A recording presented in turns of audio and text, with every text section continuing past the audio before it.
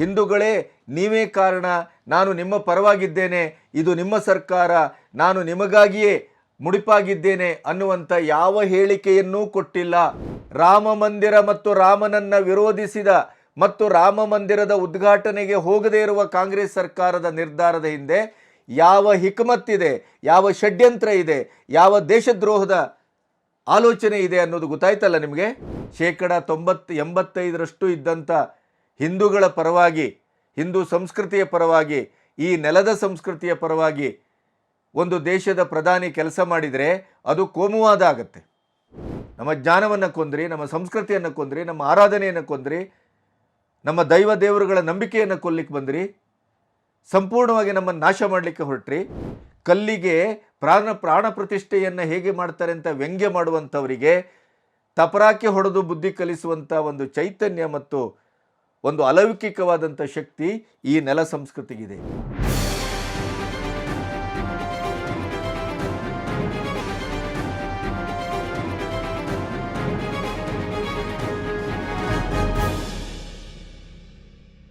ನಮಸ್ತೆ, B Ganapati news ಚಾನೆಲ್ಗೆ ಸ್ವಾಗತ. ಕಾಂಗ್ರೆಸ್ಸು ಇಂಡಿ ಕೂಟದ ಇಡೀಯದಾದಂಥ ಒಟ್ಟು ವಾತಾವರಣದಲ್ಲಿ ಏಕಾಂಗಿಯಾಗಿದೆ, ಒಂಟಿಯಾಗಿದೆ. ರಾಹುಲ್ ಕಾರಣಕ್ಕಾಗಿ ಇಂಡಿ ಕೂಟ ಅಂತರವನ್ನು ಕಾದುಕೊಂಡಿದೆ, ಮತ್ತು ನಾವು ನಿಮ್ಮೊಟ್ಟಿಗೆ ಇಲ್ಲ ಅನ್ನುವಂಥ ಸಂದೇಶವನ್ನು ಕಳಿಸ್ಕೊಟ್ಟಿದೆ. ಇಂಡಿ ಕೂಟ ಛಿದ್ರಗೊಂಡಿದೆ, ಚೂರಾಗಿದೆ, ಅಸಂಘಟಿತವಾಗಿ 24ರ ಚುನಾವಣೆಗೆ ಒಂದು ಹಂತದಲ್ಲಿ BJPಗೆ ಪರೋಕ್ಷ ವರದಾನವನ್ನು ಆಗಿ ಈ ಇಂಡಿ ಕೂಟ ಸಂದಿದೆ. ಇದನ್ನು ನಿಮಗೆ ಹಿಂದಿನ ವಿಡಿಯೋದಲ್ಲಿ ವಿಶದವಾಗಿ ವಿವರವಾಗಿ ನಾನು ಹೇಳಿದ್ದೇನೆ. ಆದರೆ ಕರ್ನಾಟಕದ ಕಾಂಗ್ರೆಸ್ಸು ಎಷ್ಟು ಭಯಾನಕವಾಗಿ ಭೀಭತ್ಸವಾಗಿ ಒಂದು ಬಹುಸಂಖ್ಯಾತರ ಮೇಲೆ ಸವಾರಿ ಮಾಡ್ತಾ ಇದೆ ಅಂತಂದರೆ, ಒಂದು ಸರ್ಕಾರ ಸಚಿವರಾಗಿ ಉಪಮುಖ್ಯಮಂತ್ರಿ ಸ್ಥಾನದಲ್ಲಿ ಇದ್ದಂಥವರು ಒಂದು ಜನತಂತ್ರ ವ್ಯವಸ್ಥೆಯಲ್ಲಿ ಇಡೀ ಸಮಷ್ಟಿಯನ್ನು, ಸಮೂಹವನ್ನು ಪ್ರತಿನಿಧಿಸಬೇಕು. ನನಗೆ ಕಾಣಿಸ್ತದೆ ಕಳೆದ 10 ವರ್ಷದಲ್ಲಿ ಮೋದಿಯವರು ಯಾವುದೇ ಒಂದು ಕಡೆಯೂ ಕೂಡ ನಾನು ಬಹುಸಂಖ್ಯಾಕ 110 ಕೋಟಿ ಹಿಂದೂಗಳ ಪರವಾಗಿಯೋ ಅಥವಾ 85%ಕ್ಕೂ ಹೆಚ್ಚು ಇರುವಂಥ ಹಿಂದೂಗಳ ಓಟಿನ ಬೆಂಬಲದಿಂದ ಒಂದು ಇಷ್ಟು ಸಶಕ್ತವಾದಂಥ ಬಹುಮತದ ಸರ್ಕಾರವನ್ನು ನಾನು ರಚಿಸಿದ್ದೇನೆ, ಈ ದೇಶದ ಅಳಿವಿಗೂ ಉಳಿವಿಗೂ ಬೆಳವಣಿಗೆಗೂ ಅದರ ಭವಿಷ್ಯಕ್ಕೂ ಎಲ್ಲದಕ್ಕೂ ಹಿಂದೂಗಳೇ ನೀವೇ ಕಾರಣ, ನಾನು ನಿಮ್ಮ ಪರವಾಗಿದ್ದೇನೆ, ಇದು ನಿಮ್ಮ ಸರ್ಕಾರ, ನಾನು ನಿಮಗಾಗಿಯೇ ಮುಡಿಪಾಗಿದ್ದೇನೆ ಅನ್ನುವಂಥ ಯಾವ ಹೇಳಿಕೆಯನ್ನೂ ಕೊಟ್ಟಿಲ್ಲ. ಕೋಮುವಾದ ಅಂತೀರಿ, ಹಿಂದುತ್ವ ಅಂತೀರಿ, ಸನಾತನ ಧರ್ಮದ ಇಡೀಯದಾದಂಥ ಒಂದು ಚಳವಳವನ್ನೇ ಹುಟ್ಟಾಕ್ತಾ ಇದೆ BJP ಸರ್ಕಾರ ಅಂತೀರಿ, ಸಂವಿಧಾನವನ್ನು ನಾವು ರಕ್ಷಿಸಲಿಕ್ಕೆ ಬಂದವರು ಅಂತೀರಿ, ಸಂವಿಧಾನವೇ ನಮ್ಮ ಉಸಿರು ಅಂತೀರಿ. ಆದರೆ ಹೀಗೆ ಹೇಳುವ ಕಾಂಗ್ರೆಸ್ಸಿಗರು ಎಷ್ಟು ಪಕ್ಷಪಾತದಿಂದ ಮತ್ತು ಸಮಾಜವನ್ನು ಒಡೆದೇ ಬದುಕ್ತೇವೆ ಮತ್ತು ನಾವು ಇಂಥ ಕಡೆಯೇ ನಾವು ಲಂಗರ್ ಹಾಕ್ತೇವೆ ರಾಜಕೀಯವಾಗಿ, ಆಡಳಿತಾತ್ಮಕವಾಗಿ ಅನ್ನುವಂಥ ಘೋಷಣೆಯನ್ನು ಬಹಿರಂಗವಾಗಿ ಮಾಡುವಷ್ಟು ದಾಷ್ಟ್ಯವನ್ನು ತೋರಿಸ್ತಾರೆ ಅಂತ ಆದರೆ, ಇವರು ಯಾವ ಸಂವಿಧಾನವನ್ನು ಪ್ರತಿಪಾದಿಸ್ತಾರೆ, ಯಾವ ಸಂವಿಧಾನವನ್ನು ಇವರು ನಂಬ್ತಾರೆ ಮತ್ತು ಯಾವ ಸಂವಿಧಾನ ಇವರಿಗೆ ಇವರ ಆದರ್ಶ, ಇದನ್ನು ಅವರು ಸ್ಪಷ್ಟಪಡಿಸಬೇಕಾದಂಥ ತುರ್ತಿದೆ. ಕೋಮುವಾದಿ ಸರ್ಕಾರ ಅಥವಾ ಹಿಂದೂ ಪರವಾದ ಸರ್ಕಾರ ಅಥವಾ ಹಿಂದುತ್ವದ ಅಸ್ತ್ರದ ಮೂಲಕ ಒಂದು ಸಾಮಾಜಿಕ ವೈಷಮ್ಯವನ್ನು, ಭೇದ ಭಾವವನ್ನು ಸೃಷ್ಟಿಸ್ತಾ ಇದೆ ಅಂತ ನೀವೇನು BJPಯ ಮೇಲೆ ಆರೋಪ ಮಾಡ್ತೀರಿ, ಈ ಕಳೆದ 10 ವರ್ಷಗಳಲ್ಲಿ ಯಾವತ್ತಾದರೂ ಒಂದು ದಿನ ಕೋಮುವಾದದ ಜ್ವಾಲೆ ಈ ದೇಶದಲ್ಲಿ ಉದ್ಭವಿಸಿದ್ದನ್ನು ಅಥವಾ ಹುಟ್ಟಿದ್ದನ್ನು ಅಥವಾ ದಗದಗಿಸಿದ್ದನ್ನು ನೋಡಿದ್ದೀರಾ? ಹಾಗಾದರೆ ಎಲ್ಲಾದರೂ ಮುಸ್ಲಿಂ ಬಾಂಧವರಿಗೆ ನಾವು ನಿಮ್ಮ ಪರವಾಗಿಲ್ಲ, ನಾವು ಹಿಂದೂ ಸರ್ಕಾರವನ್ನು ಮಾಡ್ತೇವೆ, ಹಿಂದೂಗಳ ಪರವಾಗಿದ್ದೇವೆ ಅನ್ನುವಂಥ ಘೋಷಣೆಯನ್ನೆಲ್ಲಾದರೂ ಕೇಳಿದ್ದೀರಾ? ಅಥವಾ ಕರ್ನಾಟಕದಲ್ಲಿ ಯಡಿಯೂರಪ್ಪನವರ ಸರ್ಕಾರ ಇದ್ದಾಗ ಯಾವತ್ತಾದರೂ ಒಂದು ದಿನ ಈ ರೀತಿಯ ಘೋಷವಾಕ್ಯವನ್ನು ನಾವು ಕೇಳಿದ್ದೇವೇನು? ಇಂಥ ಒಂದು ಜಾತ್ಯತೀತತೆ ಅಂತೀರಿ, ಧರ್ಮಾತೀತತೆ ಅಂತೀರಿ, ಸರ್ವರಿಗೂ ಸಮಾನವಾಗಿ ನಾವು ಬಾಳನ್ನು ಹಂಚುತ್ತೇವೆ ಅಂತೀರಿ. ಸಂವಿಧಾನ ಏನನ್ನ ಹೇಳಿದೆ? ನಮಗೆ ಎಲ್ಲ ಹಕ್ಕುಗಳನ್ನು ವಾಕ್ ಸ್ವಾತಂತ್ರ್ಯದಿಂದ ಹಿಡಿದು, ಧಾರ್ಮಿಕ ಸ್ವಾತಂತ್ರ್ಯದಿಂದ ಹಿಡಿದು, ಹಕ್ಕುಗಳಿಂದ ಹಿಡಿದು ಪ್ರತಿ ಒಂದನ್ನು ನಮಗೆ ಪ್ರತಿಪಾದಿಸಿದಂಥ ಸಂವಿಧಾನ ಕೊನೆಗೂ ಹೇಳುವುದೇನು? ಈ ದೇಶದಲ್ಲಿ ಬಹುತ್ವದಲ್ಲಿ ಏಕತ್ವ, ಎಲ್ಲರಿಗೂ ಸಮಾನವಾದಂಥ ದೃಷ್ಟಿಕೋನ, ಎಲ್ಲರನ್ನು ಸಮಾನವಾಗಿ ನೋಡುವಂಥ ಅಧಿಕಾರ. ಸಂವಿಧಾನ ಕೊಟ್ಟದ್ದೇನು? ಮುಸ್ಲಿಮರಿಗಾಗಿ ಸರ್ಕಾರ ಮಾಡಿ ಅಂತ ಹೇಳಿದ್ಯಾ? ಹಿಂದೂಗಳಿಗಾಗಿ ಸರ್ಕಾರ ಮಾಡಿ ಅಂತ ಹೇಳಿದ್ಯಾ? ಕ್ರಿಶ್ಚಿಯನ್ರಿಗಾಗಿ ಸರ್ಕಾರ ಮಾಡಿ ಅಂತ ಹೇಳಿದ್ಯಾ? ನಾವು ಆರಿಸು ಬಂದದ್ದು ನಿಮ್ಮ ಆಶೀರ್ವಾದದಿಂದ ಅಂತ ಹೇಳಿ ಕೇವಲ ಇದು ಮುಸ್ಲಿಮರ ಸರ್ಕಾರ, ನಾವು ನಿಮ್ಮ ಪರವಾಗಿದ್ದೇವೆ ಅಂತ ಘೋಷಿಸಬಹುದೇನು? ಜನತಂತ್ರ ವ್ಯವಸ್ಥೆಯಲ್ಲಿ ಒಂದು ಸರ್ಕಾರ ಅಥವಾ ಆಡಳಿತ ಪಕ್ಷದ ಅತ್ಯಂತ ಮುಖ್ಯವಾದಂಥ ಭಾಗದಲ್ಲಿ ಕೂತಂಥ ಒಬ್ಬ ಮುಖ್ಯಮಂತ್ರಿ ಸಮಾಜದ ಮಧ್ಯೆ ನಿಂತುಕೊಂಡು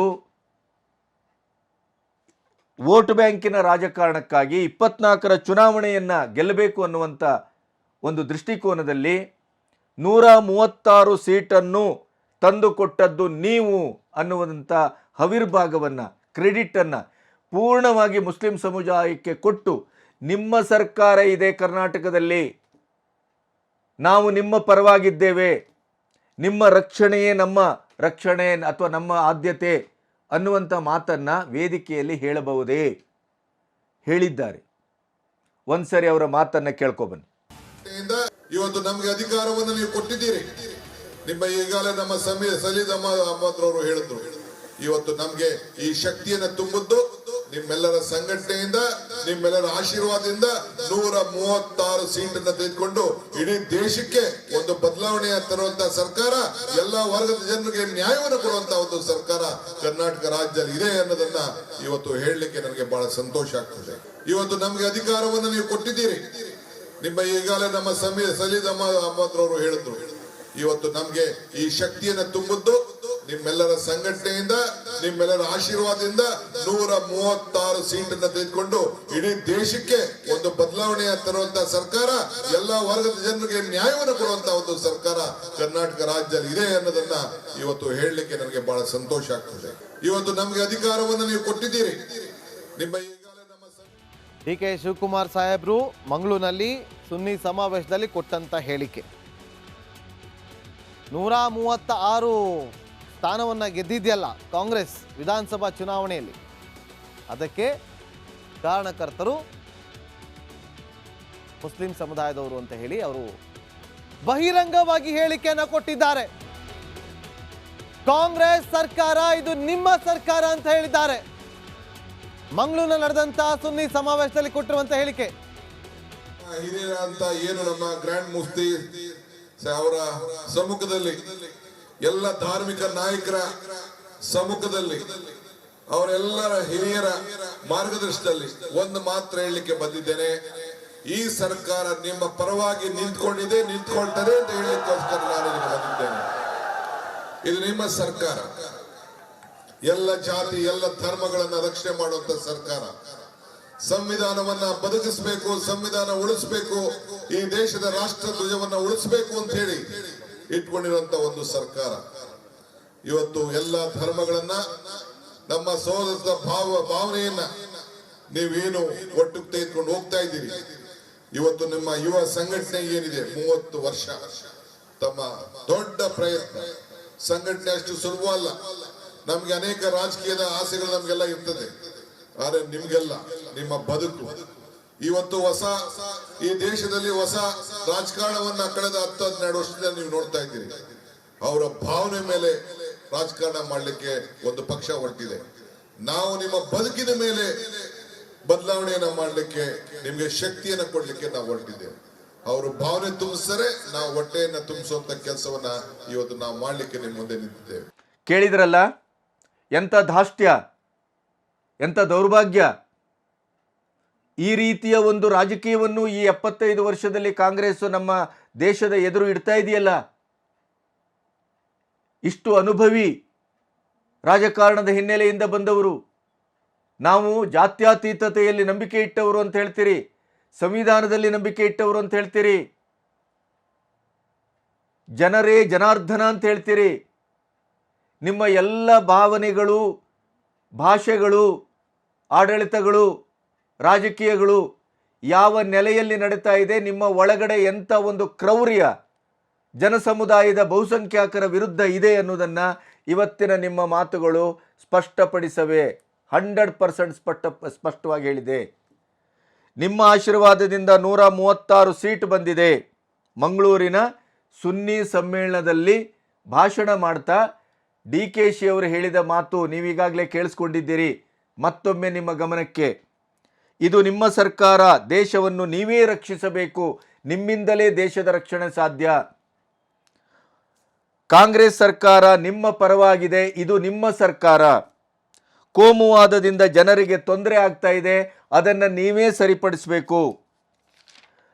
ನಾನು ಮುಸ್ಲಿಮರನ್ನು ಬ್ರದರ್ಸ್ ಅಂದಿದ್ದಕ್ಕೆ ತುಂಬ ಜನ ಟೀಕೆ ಮಾಡಿದರು. ಐ ಡೋಂಟ್ ಕೇರ್, ನಾನು ಆ ಟೀಕೆಗೆ ಹೆದರುವನಲ್ಲ.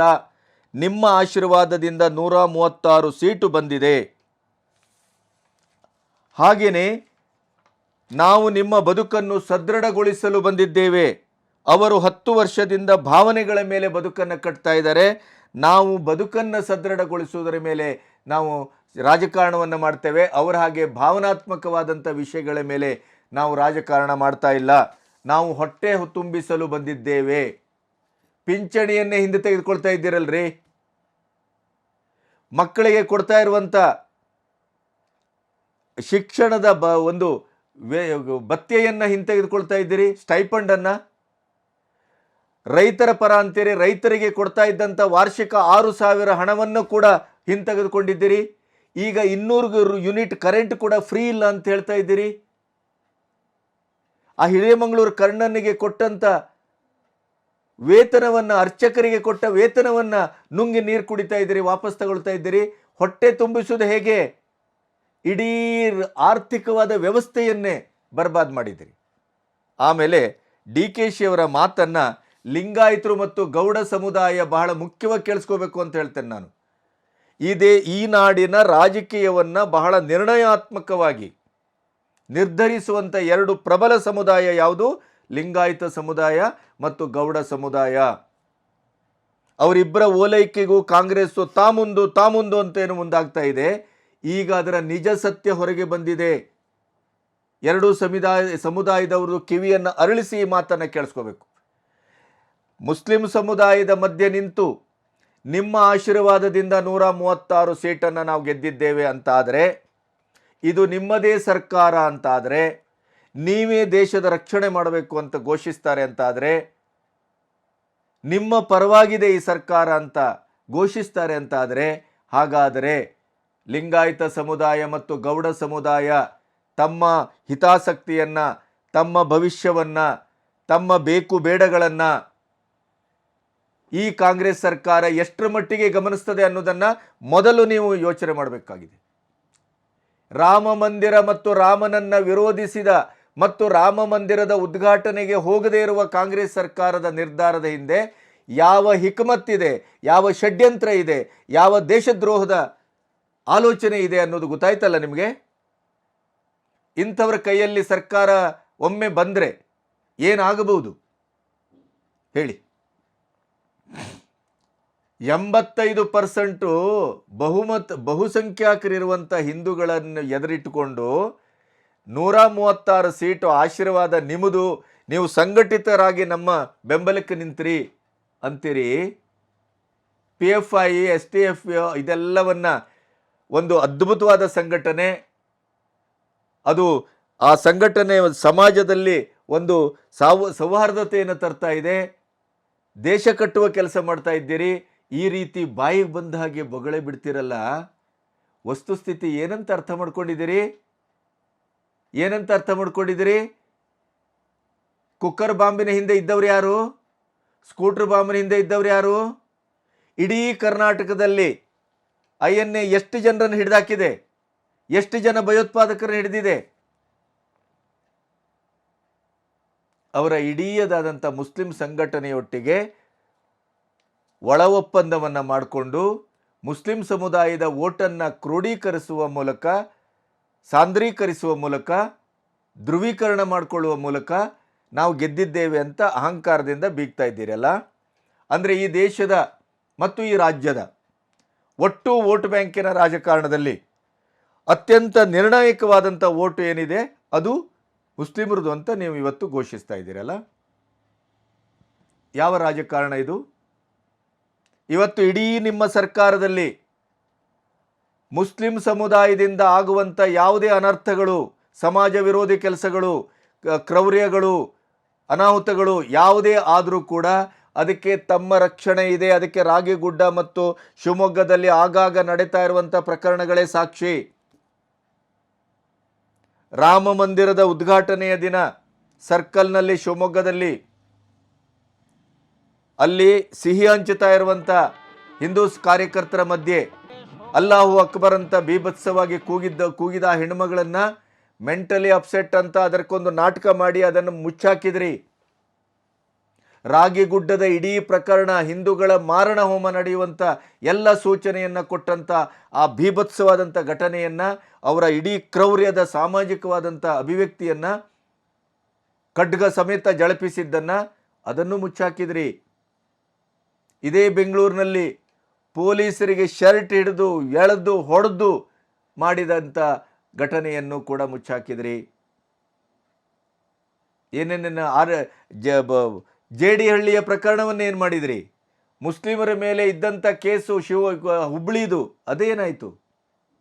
ಪ್ರತಿ ಒಂದನ್ನು ರಕ್ಷಿಸ್ತಾ ಇದ್ದೀರಿ, ಅದನ್ನು ರಕ್ಷಣೆ ಮಾಡ್ತಾ ಇದ್ದಾರೆ ಅಂತ ವಿರೋಧ ಪಕ್ಷದವರು ಹೇಳ್ತಾ ಬಂದರೂ ಕೂಡ ಯಾರೂ ಕಿವಿಗೆ ಹಾಕ್ಕೊಳ್ತಾ ಇರಲಿಲ್ಲ. 10,000 ಕೋಟಿಯನ್ನು ನಿಮಗೆ ನಾವು ಕೊಡ್ತೇವೆ ಅಂತೇಳಿ 1,000 ಕೋಟಿಯನ್ನು ಕೊಟ್ಟರೆ ಬಹುಶಃ ಈ ಬಜೆಟ್ನಲ್ಲಿ ಬಹುಭಾಗವನ್ನು ಅವರಿಗೆ ಮೀಸಲಿಟ್ಟಿದ್ದೀರಿ ಅಂತ ನಾನು ಭಾವಿಸ್ತೇನೆ. ಸಿದ್ದರಾಮಯ್ಯನವರು ಒಂದು ಕಡೆ ನಾಗಾಲೋಟದಲ್ಲಿ ಮುಸ್ಲಿಮರ ಓಲೈಕೆ ರಾಜಕಾರಣವನ್ನು ಮಾಡಿದ್ರೆ, ನಿಮ್ಮ ಭವಿಷ್ಯದ ಮುಖ್ಯಮಂತ್ರಿ ಪಟ್ಟವನ್ನು ದೃಢಪಡಿಸಿಕೊಳ್ಳುವುದಕ್ಕಾಗಿ ಸಿದ್ದರಾಮಯ್ಯನವರ ಎದುರು ಮುಸ್ಲಿಂ ದಾಳವನ್ನು ಅವರ ಎದುರನ್ನೇ ಉರುಳಿಸುವಂಥ ಕೆಲಸವನ್ನು ತಾವು ಮಾಡ್ತಾ ಇದ್ದೀರಿ. ನಿಮ್ಮ ರಾಜಕೀಯದ ಈ ನೈಪುಣ್ಯತೆ, ರಾಜಕೀಯದ ಒಳಪೆಟ್ಟು ನಮಗೆ ಅರ್ಥ ಆಗೋದಿಲ್ಲ ಅಂತ ಭಾವಿಸಬೇಡಿ. ಆದರೆ ಕೊನೆಗೂ ಈ ದೇಶದ ನಾಡಿನ ಜನತೆ ಅರ್ಥ ಮಾಡ್ಕೋಬೇಕಾದ್ದೇನು ಅಂದರೆ, ಇವರು ಈ ದೇಶದ ಸಂಸ್ಕೃತಿಯನ್ನು ನಂಬುವವರಲ್ಲ. ಸನಾತನ ಸಂಸ್ಕೃತಿಯನ್ನು ದೇವರಾಣೆಗೂ ಇವರು ರಕ್ಷಿಸುವುದಿಲ್ಲ. ಹಿಂದುತ್ವದ 100% ಹಿಂದುತ್ವದ ವಿರೋಧಿಗಳು.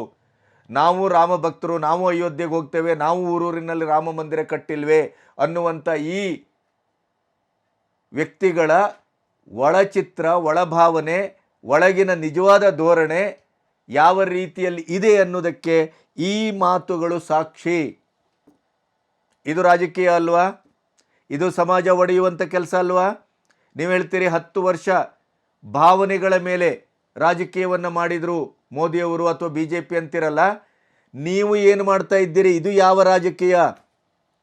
ಇದು ಭಾವನಾತ್ಮಕ ರಾಜಕೀಯ ಅಲ್ವೇ? ಇದು ಅಲ್ಪಸಂಖ್ಯಾತರ ಭಾವನೆಯನ್ನು ಕೆರಳಿಸಿ ಅವರ ವೋಟ್ ಬ್ಯಾಂಕನ್ನು ಭದ್ರಪಡಿಸಿಕೊಂಡು ಅವರು ನಮ್ಮ ಬೆಂಗಾವಲಿಗಿದ್ದಾರೆ ಅನ್ನುವಂಥ ಹುಂಕಾರದಲ್ಲಿ ನೀವು 24ರ ಚುನಾವಣೆಗೆ ಹೊರಡುವಂಥ ರಾಜಕೀಯ ಅಲ್ಲವೇ? ಇದು ತಯಾರಿ ಅಲ್ವೇ? ಏನು ಮಾಡಲಿಕ್ಕೆ ಹೊರಟಿದ್ದೀರಿ? ನಿಮ್ಮ ಕೈಯಲ್ಲಿ ಸರ್ಕಾರ ಸಿಕ್ಕಿದ್ರೆ ಏನಾಗ್ಬೋದು? ಮನೆಯ ಕುಕ್ಕರ್ಗಳೆಲ್ಲ ಬಾಂಬ್ ಇರ್ಬೋದಲ್ಲ? ಮನೆಯಲ್ಲಿ ಓಡಾಡುವಂಥ ಎಲ್ಲ ಯಾವುದೇ ದಾಖಲೆಗಳಿಲ್ಲದಿದ್ದಂಥ ಸ್ಕೂಟ್ರ್ಗಳು ಅದು ಬಾಂಬ್ಗಳಾಗಿ ಪರಿವರ್ತನೆ ಹೊಂದಬಹುದಲ್ಲ? ನನಗೊಂದು ನಂಬಿಕೆ ಇತ್ತು, ಈ ನಾಡಿನ ಮುಖ್ಯಮಂತ್ರಿಯಾಗಿ ಸಿದ್ದರಾಮಯ್ಯನವರು ಮತ್ತು DKಶಿ ಯಾರಾಗಬಹುದು ಅನ್ನುವಂಥ ಈ ಸರ್ಕಾರ ರಚನೆ ಆಗುವ ಹೊತ್ತಿನಲ್ಲಿ ಸರ್ವೇ ಜನ ಸುಖಿನೋ ಭವಂತು ಅನ್ನುವ ರೀತಿಯಲ್ಲಿ ಸರ್ವಧರ್ಮವನ್ನು ಒಂದೇ ರೀತಿಯಲ್ಲಿ ನೋಡುವಂಥ ಕೆಲಸವನ್ನು ಸಿದ್ದರಾಮಯ್ಯನವರಿಗಿಂತ DKಶಿ ಅವರು ಹೆಚ್ಚು ಫಲಪ್ರದವಾಗಿ ಮಾಡಬಹುದು, ಸಾಮುದಾಯಿಕವಾಗಿ ಮಾಡಬಹುದು, ಎಲ್ಲರಿಗೂ ಒಂದು ನ್ಯಾಯ ಸಿಗುವ ರೀತಿಯಲ್ಲಿ ಮಾಡ್ಬೋದು. ಯಾಕೆಂತಂದರೆ ಅವರಿಗೆ ಹಿಂದೂ ಧರ್ಮದ ಬಗ್ಗೆ, ಆರಾಧನಾ ಸಂಸ್ಕೃತಿಯ ಬಗ್ಗೆ ಭಕ್ತಿ ಭಾವ ಇದೆ ಅಂತ ನಾನು ಭಾವಿಸಿದ್ದೆ. ನೋ, ಅಲ್ವೇ ಅಲ್ಲ. ರಾಮ ಮಂದಿರದ ಉದ್ಘಾಟನೆಯಲ್ಲಿ ಬಾಯಿಗೆ ಬಂದ ಹಾಗೆ, ನಾಲಿಗೆಯನ್ನು ಚಪ್ಪಲಿಯ ಹಾಗೆ ಬಳಸಿದಂಥವರ ಮಾತುಗಳ ಹಿಂದೆ ಯಾವ ರಾಜಕೀಯ ಧೋರಣೆ ಇದೆ ಅನ್ನೋದು ಇವತ್ತು ಪಬ್ಲಿಕ್ ಆಗಿದೆ. ಕಾಂಗ್ರೆಸ್ಸಿನ ಒಂದು ಧರ್ಮ ಬುದ್ಧಿ ಈ ದೇಶದ ನೆಲ ಸಂಸ್ಕೃತಿಯ ಬಗ್ಗೆ ಏನು ಅಂತಂದರೆ, ಅದು ಮೂರ್ತಿ ಸಂಸ್ಕೃತಿ ಅಲ್ಲ, ಅದು ಗೋಡೆ ಸಂಸ್ಕೃತಿ, ಶಿಲುಬೆ ಸಂಸ್ಕೃತಿ. ಸಂಪೂರ್ಣವಾಗಿ ವೋಟ್ ಬ್ಯಾಂಕಿಗಾಗಿ, ವೋಟಿನ ಬಲಕ್ಕಾಗಿ ಈ ದೇಶದ ನೆಲಮೂಲದ ಎಲ್ಲ ಸಂಸ್ಕೃತಿಯನ್ನು, ನಂಬಿಕೆಯನ್ನು ಎಲ್ಲವನ್ನು ಬಲಿ ಕೊಡಲಿಕ್ಕೆ ಕಾಂಗ್ರೆಸ್ಸು ಸಿದ್ಧವಾಗಿದೆ ಅನ್ನೋದಕ್ಕೆ ಡಿ ಕೆ ಶಿವಕುಮಾರರ ಹೇಳಿಕೆ ಸ್ಪಷ್ಟವಾದ ಉದಾಹರಣೆಯಾಗಿ ನಿಂತಿದೆ. ಅವರಿಗೆ ಲಿಂಗಾಯತ ಸಮುದಾಯವೂ ಬೇಕಾಗಿಲ್ಲ, ಗೌಡ ಸಮುದಾಯವೂ ಬೇಕಾಗಿಲ್ಲ, ದಲಿತರೂ ಬೇಕಾಗಿಲ್ಲ, ಯಾರೂ ಬೇಕಾಗಿಲ್ಲ. ಅವರಿಗೆ ಬೇಕಾಗಿರೋದು ಕೇವಲ ಅಲ್ಪಸಂಖ್ಯಾತರು, ಮುಸ್ಲಿಮರ ಓಲೈಕೆ. 85% ಇದ್ದಂಥ ಹಿಂದೂಗಳ ಪರವಾಗಿ, ಹಿಂದೂ ಸಂಸ್ಕೃತಿಯ ಪರವಾಗಿ, ಈ ನೆಲದ ಸಂಸ್ಕೃತಿಯ ಪರವಾಗಿ ಒಂದು ದೇಶದ ಪ್ರಧಾನಿ ಕೆಲಸ ಮಾಡಿದರೆ ಅದು ಕೋಮುವಾದ ಆಗುತ್ತೆ. ಭಯೋತ್ಪಾದಕ ಸಂಘಟನೆಯೊಟ್ಟಿಗೆ ನೇರವಾದ ಸಂಪರ್ಕ, ಹೊರಗಿನ ಭಯೋತ್ಪಾದಕರಿಗೆ ಒಳಗೆ ಬರಲಿಕ್ಕೆ ರಹದಾರಿಗಳನ್ನು ಮಾಡಿಕೊಡ್ತಾ ಇರುವಂಥ ಸಂಘಟನೆ, ದೇಶದ ಒಳಗಡೆನೆ ಧರ್ಮಕಲಹ, ಕೋಮು ಕಲಹವನ್ನು ಹುಟ್ಟುಹಾಕಿ ಇಡೀದಾದಂಥ ರಾಜಕೀಯದ ವ್ಯವಸ್ಥೆಗೆ ಅಸ್ತ್ರವಾಗಿ ಬಳಸ್ಕೊಳ್ಳುವಂಥ ಸಮುದಾಯ, ಇವೆಲ್ಲವನ್ನು ಇಟ್ಕೊಂಡು ದೇಶ ರಕ್ಷಣೆ ಮಾಡಿ ತಾವು ಅಂತ ಹೇಳ್ತೀರಾ? ಅವರಿಂದಲೇ ದೇಶ ರಕ್ಷಣೆ ಆಯಿತು. ನೀವು ಅವರ ಹೊಟ್ಟೆಗಾಗಿ, ಅವರ ಬದುಕಿನ ಬಲಗೊಳಿಸುವುದಕ್ಕಾಗಿ ನಮ್ಮ ರಾಜಕೀಯ ಅಂದ್ರಲ್ಲ. 75 ವರ್ಷದಲ್ಲಿ ಮುಸ್ಲಿಂ ಸಮುದಾಯದ ಎಷ್ಟು ಉದ್ಧಾರ ಮಾಡಿದಿರಿ? ಪಾಸ್ಪಾಂಡ ಮುಸ್ಲಿಮರಿಗೆ ಏನು ಕೊಟ್ಟಿದ್ದೀರಿ? ಇವತ್ತಿಗೂ ಮುಸ್ಲಿಮು ಯುವ ಸಮುದಾಯ ಅನಕ್ಷರಸ್ಥರಾಗಿ ಅವರು ಬೀದಿಯಲ್ಲಿ ನಿಂತು ಹೊಟ್ಟೆ ತುಂಬಿಸಿಕೊಳ್ಳುವಂಥ ಕೆಲಸವನ್ನು ಯಾಕೆ ಮಾಡ್ತಾ ಇದ್ದಾರೆ? ಇವತ್ತಿಗೂ ಅವರಿಗೆ ನಮ್ಮ ಸಾರ್ವಜನಿಕ ಶಿಕ್ಷಣದಲ್ಲಿ ಆದ್ಯತೆಯ ಮೇರೆಗೆ ಶೈಕ್ಷಣಿಕ ವ್ಯವಸ್ಥೆಯಲ್ಲಿ ಅವರು ಮುಂದುವರಿತಾ ಇಲ್ಲ ಯಾಕೆ? ಮದ್ರಸಾ ಶಿಕ್ಷಣವನ್ನೇ ಯಾಕೆ ತೆಗೆದುಕೊಳ್ತಾ ಇದ್ದಾರೆ? ಆ ಸಮುದಾಯವನ್ನು ನೀವು ಆರ್ಥಿಕವಾಗಿ ಎಷ್ಟರ ಮಟ್ಟಿಗೆ ಕಟ್ಟಿದ್ದೀರಿ?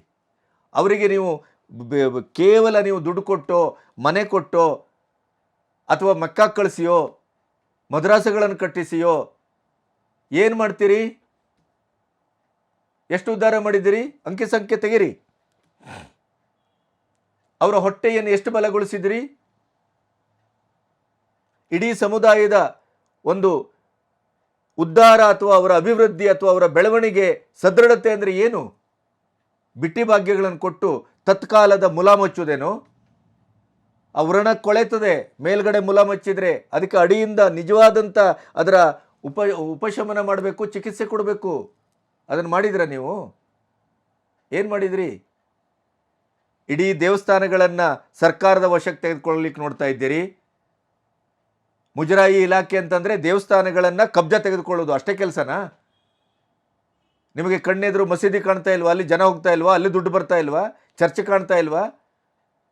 ಕಾರ್ಕಳದ ಹತ್ತೂರು ಚರ್ಚೆಗೆ ಎಷ್ಟು ಆರ್ಥಿಕವಾದಂಥ ಧನ ಹರಿದು ಬರ್ತಾ ಇದೆ ಅಂತ ನೋಡಿ. ಇಲ್ಲಿ ವಿವೇಕನಗರದಲ್ಲಿ ಬಾಲಯೇಸು ಮಂದಿರ ಇದೆ, ಅಲ್ಲಿ ಎಷ್ಟು ಜನ ಸೇರ್ತಾರೆ?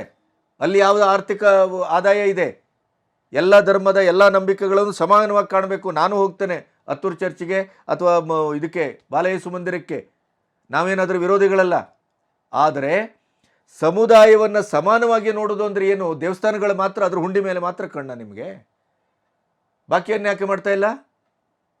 ದುಡ್ಡಲ್ಲಿದ್ದು ಬೇಕು. ಅದೇ ದುಡ್ಡನ್ನು ತೆಗೆದುಕೊಂಡು ಹೋಗಿ ಎಲ್ಲಿ ಕೊಡ್ತೀರಿ? ಈಗ ನೀವು ಮಾತಾಡ್ತಾ ಇದ್ದೀರಲ್ಲ, ಅವ್ರಿಗೆ ಕೊಡ್ತೀರಿ. ಕಾಣುವುದಿಲ್ಲ, ಜನಕ್ಕೆ ಅರ್ಥ ಆಗೋದಿಲ್ಲ ಅಂತ ಭಾವಿಸಿದ್ರಾ? ಮಾಡಿ ಮಾಡಿ ಮಾಡಿ. ಇಂಥ ಹೇಳಿಕೆಗಳನ್ನು ನೀವು ಕೊಡ್ತಾ ಇರೋದ್ರು ನಿಮ್ಮ ರಾಮಭಕ್ತಿ, ನಿಮ್ಮ ದೇಶಭಕ್ತಿ, ನಿಮ್ಮ ಸಂಸ್ಕೃತಿಯ ಭಕ್ತಿ, ಈ ನೆಲ ಸಂಸ್ಕೃತಿಯ ಮೇಲಿರುವ ಗೌರವ, ಇದೆಲ್ಲದರ ಬಣ್ಣ, ಇದೆಲ್ಲದರ ಮುಖವಾಡ BJPಯವರು ಕಳಿಸಬೇಕಾಗಿಲ್ಲ. ನಿಮ್ಮ ದೌರ್ಭಾಗ್ಯ ಎಂಥದ್ದು, ನಿಮ್ಮ ಡೇಂಜರಸ್ ಆದಂಥ ಒಂದು ಪರಿಸ್ಥಿತಿ ಏನು ಅಂದರೆ, ಕೋಲು ಕೊಟ್ಟು ಪೆಟ್ಟು ನೀವೇ ತಿಂತೀರಿ. ಇದು ಈ ದೇಶದ ಸಂಸ್ಕೃತಿಯ ಗುಣ ಅಂತ ಭಾವಿಸ್ತೇನೆ, ಈ ಕಲ್ಚರಿನ ಗುಣ ಅಂತ ಭಾವಿಸ್ತೇನೆ ನಾನು. ಯಾಕೆ ಗೊತ್ತಾ?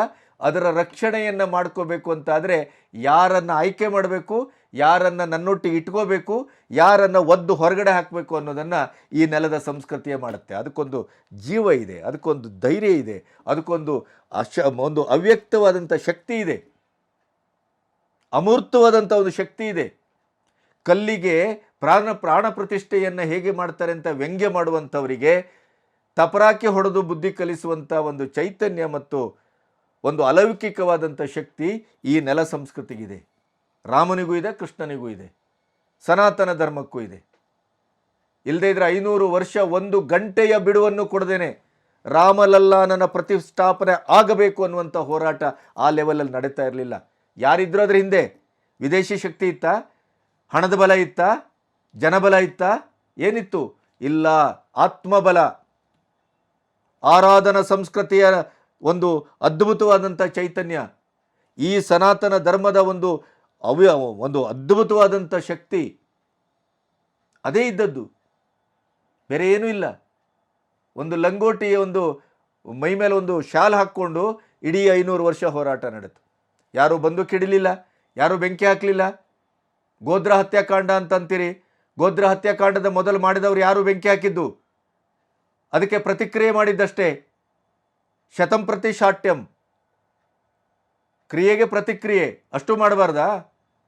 ಅಷ್ಟು ಮಾಡದೇ ಇದ್ರೆ ಈ ಸಂಸ್ಕೃತಿ ಉಳಿತಿರ್ಲಿಲ್ಲ, ನಾಶ ಆಗೋಗ್ತಾ ಇತ್ತು. ನಮ್ಮ ಜ್ಞಾನವನ್ನು ಕೊಂದ್ರಿ, ನಮ್ಮ ಸಂಸ್ಕೃತಿಯನ್ನು ಕೊಂದ್ರಿ, ನಮ್ಮ ಆರಾಧನೆಯನ್ನು ಕೊಂದ್ರಿ, ನಮ್ಮ ದೈವ ದೇವರುಗಳ ನಂಬಿಕೆಯನ್ನು ಕೊಲ್ಲಿಕ್ಕೆ ಬಂದ್ರಿ, ಸಂಪೂರ್ಣವಾಗಿ ನಮ್ಮನ್ನು ನಾಶ ಮಾಡಲಿಕ್ಕೆ ಹೊರಟ್ರಿ. ಅದಕ್ಕೆ ವಿದೇಶಿ ಶಕ್ತಿಗಳು ಎಷ್ಟು ಕಾರಣವೋ, ದೇಶದ ಒಳಗಡೆ ಇದ್ದುಕೊಂಡು ನಿಮ್ಮಂಥ ರಾಜಕೀಯ ಮಾಡುವವರು, ಈ ದೇಶಿಕರು ಅಂತ ಹೇಳ್ಕೊಳ್ಳುವವರು, ಈ ನೆಲ ಸಂಸ್ಕೃತಿಯಲ್ಲಿ ಹುಟ್ಟಿ ಬೆಳೆದವರು, ಚುನಾವಣೆ ಬಂದ ಕೂಡಲೇ ದೇವಸ್ಥಾನಕ್ಕೆ ಹೋಗುವವರು, ಚಾಮುಂಡಿ ಬೆಟ್ಟದಲ್ಲಿ ಹರಕೆ ಹೊತ್ಕೊಳ್ಳುವವರು, ಗೆದ್ದ ಮೇಲೆ ಏನು ಹೇಳ್ತೀರಿ? ನಿಮ್ಮಿಂದ, ನಿಮಗಾಗಿ, ನಿಮ್ಮದೇ ಸರ್ಕಾರ, ಏನು ಬೇಕಾದರೂ ಮಾಡಿ. ಜನಗಳ ಅರ್ಥ ಮಾಡ್ಕೊಳ್ಳಿ. ಇವರ ರಾಮಭಕ್ತಿ, ಇವರ ಅಯೋಧ್ಯೆಗೆ ಯಾಕೆ ವಿರೋಧಿಸಿದ್ರು ಅಂತ ಗೊತ್ತಾಯ್ತಲ್ಲ? ಯಾಕೆಂತಂದರೆ ಇವರು ಮಕ್ಕಕ್ಕೆ ಹೋಗ್ತಾರೆ, ಅಯೋಧ್ಯೆಗೆ ಹೋಗೋದಿಲ್ಲ. ಅಯೋಧ್ಯೆಗೆ ಹೋಗ್ತಾರೆ ಯಾಕೆ ಗೊತ್ತಾ? 4 ಓಟು ಬಂದರೆ ಬರಲಿ, ಹಿಂದೂಗಳದ್ದು ನಾಟಕ. ಅಲ್ಲೂ ರಾಜಕೀಯ. ಮೋದಿಯವರು ರಾಜಕೀಯ ಮಾಡ್ತಾ ಇಲ್ಲ, ಮೋದಿಯವರು ಆಚರಣೆ ಮಾಡ್ತಾ ಇದ್ದಾರೆ, ವ್ರತ ಮಾಡ್ತಾ ಇದ್ದಾರೆ. ಈ ದೇಶಕ್ಕೆ ಅಭಿವೃದ್ಧಿಯ ಪ್ರತಿಯೊಂದು ಸಂಕೇತವನ್ನು ಕಣ್ಣೆದುರು ಅನಾವರಣಗೊಳಿಸ್ತಾ ಇದ್ದಾರೆ. ಇವರ ಬೂಟಾಟಿಕೆ 56 ವರ್ಷಗಳಿಂದ 75 ವರ್ಷದಲ್ಲಿ ಸಂಪೂರ್ಣವಾಗಿ ಇಂಥದ್ದೇ. ಓಟಿಗಾಗಿ ಬದುಕಿದೆ ಕಾಂಗ್ರೆಸ್ ಹೊರತು ಜನಕ್ಕಾಗಿ ಅಲ್ಲ, ಅಭಿವೃದ್ಧಿಗಾಗಿ ಅಲ್ಲ, ದೇಶಕ್ಕಾಗಿ ಅಲ್ಲ. ಇದು ಹೆಜ್ಜೆ ಹೆಜ್ಜೆಗೆ, ಈ ಬಾರಿಯಂತೂ ಹೆಜ್ಜೆ ಹೆಜ್ಜೆಗೆ ಕಾಲಾಯ ತಸ್ಮೈ ನಮಃ ಅನ್ನುವ ಹಾಗೆ ಕಾಲ ಕೂಡಿ ಬಂದಿದೆ. ಬಹುಶಃ ಯಾರನ್ನು ಒದೆಬೇಕು, ಯಾರನ್ನು ಆಯ್ಕೆ ಮಾಡ್ಕೋಬೇಕು ಅನ್ನುವಂಥ ಚಾರಿತ್ರಿಕವಾದಂಥ ನಿರ್ಣಯಕ್ಕೆ ಕಾಲ ಬಂದ ಹಾಗೆ ಕಾಣುತ್ತೆ. ಅದಕ್ಕಾಗಿ ಇಂಥವರೆಲ್ಲ ಇಂಥ ಮಾತುಗಳನ್ನು ಆಡ್ತಾ ಇದ್ದಾರೆ. ಬಹಿರಂಗವಾಗಿ ಯಾವುದಾದ್ರೂ ಸರ್ಕಾರಿ ಪ್ರತಿನಿಧಿಗಳು ಈ ಥರ ಮಾತಾಡಿದ್ದನ್ನು ನೋಡಿದ್ದೀರ ನೀವು? ಒಂದು ವರ್ಗದ ಪರವಾಗಿ ನಮ್ಮ ಸರ್ಕಾರ ಇದೆ ಅಂತಂದರೆ, ಹಾಗಾದರೆ ನೀವು ಓಟು ಕೇವಲ ಅವರಿಂದ ಮಾತ್ರ ಓಟ್ ಪಡ್ಕೊಂಡಿದ್ದೀರಿ ಅಂತಲೇ ನೀವು ಘೋಷಿಸ್ತಾ ಇದ್ದೀರಿ. ಅವರಿಂದಲೇ ಓಟ್ ಪಡ್ಕೊಂಡು ಮುಂದೆ ಬನ್ನಿ ನೋಡೋಣ. ಜನ ಮರಳೋ ಜಾತ್ರೆ ಮರಳೋ ಅಂತ ಭಾವಿಸ್ಬೇಡಿ. ಜನ ಮರಳಲ್ಲ, ಜನ ಬುದ್ಧಿವಂತರಿದ್ದಾರೆ. ನೀವು ಆಡಿದ ಮಾತು 1000 ಕಡೆ ಇವತ್ತು ಪ್ರತಿಧ್ವನಿಸ್ತಾ ಇದೆ ಸೋಷಿಯಲ್ ಮೀಡಿಯಾದಲ್ಲಿ. ಅದರ ಪರಿಣಾಮ ಗೊತ್ತಾಗುತ್ತೆ. ಮಾಡಿ. ವಿನಾಶಕಾಲೆ ವಿಪರೀತ ಬುದ್ಧಿ. ಅದಕ್ಕಾಗಿಯೇ ನಿಮ್ಮ ನಾಲಿಗೆಯಲ್ಲಿ ಇಂಥದ್ದು ನುಡಿಸ್ತಾ ಇದ್ದಾನೆ ಅದೇ ರಾಮ, ಬೇರೆಯವರು ಯಾರೂ ಅಲ್ಲ. ಅದರ ಪ್ರಾಯಶ್ಚಿತ್ತವನ್ನು ಮಾಡ್ಕೊಳ್ತೀರಿ. ನಾಚಿಕೆ ಪಡಬೇಕೋ, ಹೇಸಿಗೆ ಪಡಬೇಕೋ, ದಿಗ್ಭ್ರಮೆ ಪಡಬೇಕೋ, ಅಳಬೇಕೋ, ಶಪಿಸಬೇಕೋ, ಆಕ್ರೋಶ ವ್ಯಕ್ತಪಡಿಸಬೇಕೋ, ಒಂದು ಅರ್ಥ ಆಗೋದಿಲ್ಲ ನಿಮ್ಮ ಮಾತನ್ನು ಕೇಳಿದಾಗ. ಆದರೆ ನಿಮ್ಮ ಬಗ್ಗೆ ಪಿಟಿ ಆಗುತ್ತೆ, ಪಶ್ಚಾತ್ತಾಪ ಆಗುತ್ತೆ ಅಷ್ಟೇ. ಯಾಕಂದರೆ ನಿಮ್ಮ ಹೊಂಡವನ್ನು, ನಿಮ್ಮ ಗೋರಿಯನ್ನು ನೀವೇ ತೋಡ್ಕೊಳ್ತಾ ಇದ್ದೀರಿ. BJP ಅವರು ತೋಡಬೇಕಾಗಿಲ್ಲ. ನಮಸ್ತೆ.